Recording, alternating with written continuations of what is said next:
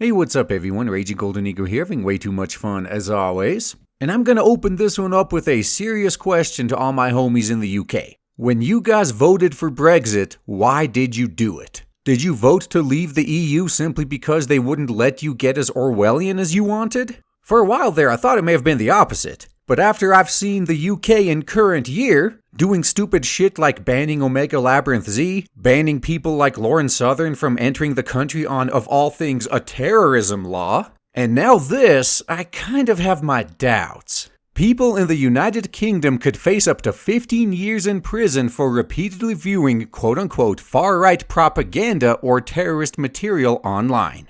I know it's kind of an overused saying right now, but when Orwell wrote 1984, he meant it as a warning, not as an instruction manual. But it looks like that view is not shared by those running the UK right now. According to The Guardian, a new maximum penalty of 15 years imprisonment will also apply to terrorists who publish information about members of the armed forces, police, and intelligence services for the purposes of preparing acts of terrorism. While the tightening of the law around viewing terrorist material, and this is the important part, though they should have put terrorist in quotes, is part of a review of the government's counter-terrorism strategy following the increasing frequency of terrorist attacks in Britain this year. And I'm sure the increasing terrorist attacks in Britain all have to do with people viewing far-right propaganda. Couldn't possibly have anything to do with the fact that you're letting a certain religious group indoctrinate and radicalize children from within their own religious institutions. That would be too difficult to go after, wouldn't it?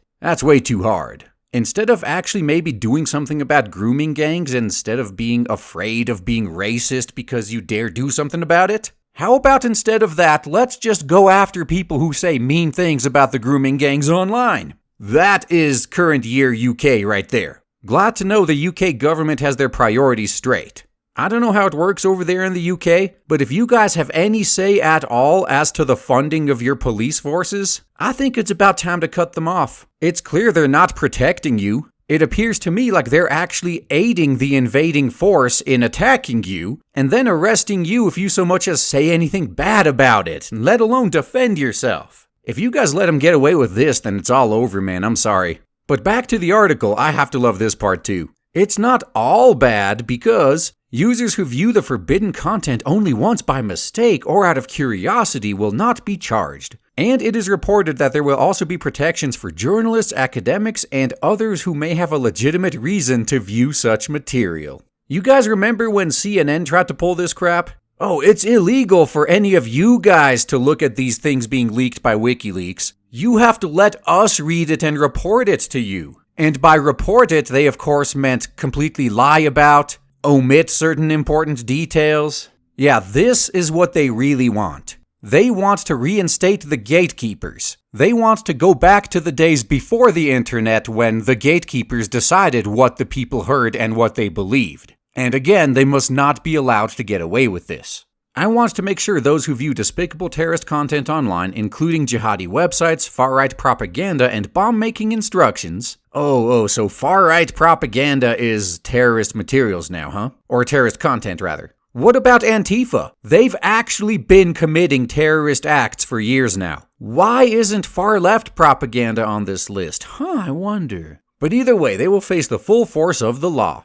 There is currently a gap in the law around material that is viewed or streamed from the internet without being permanently downloaded. So it's bad enough that they are literally thought policing you guys. But now they intend to punish you because you looked at something you weren't supposed to, whether you believe it or not. Again, welcome to current year UK.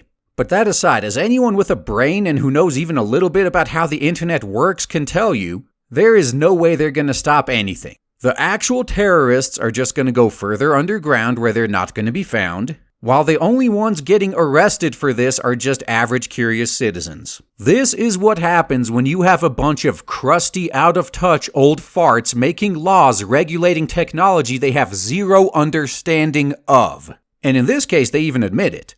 We will do our best to understand it. We will take advice from other people, provided that advice agrees with you anyway. But I do feel that there is a sea of criticism for any of us who try and legislate in new areas, who will automatically be sneered at and laughed at for not getting it right. Yeah, that's why you're supposed to talk to the experts first and then legislate. and then flap your gums about what your plans are. If you go out and just announce, hey, we're going to ban all internet encryption, and then only after the backlash say, okay, we're going to have to go talk to experts, that proves all the criticism against you is rightly placed. You are a bunch of idiots who have no idea what the hell you're doing. In my opinion, before any new regulation goes through, the people pushing the regulation need to demonstrate they have at least a basic knowledge of what it is they're regulating. Otherwise, you end up with stupid shit like this. I don't need to understand how encryption works to understand how it's helping the criminals.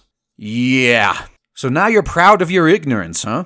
And not a word about all the criminals you'd be helping if you banned encryption. But then again, if you're making good on what you've been saying and have actually been talking to experts, they've already told you this, and it seems you've ignored it.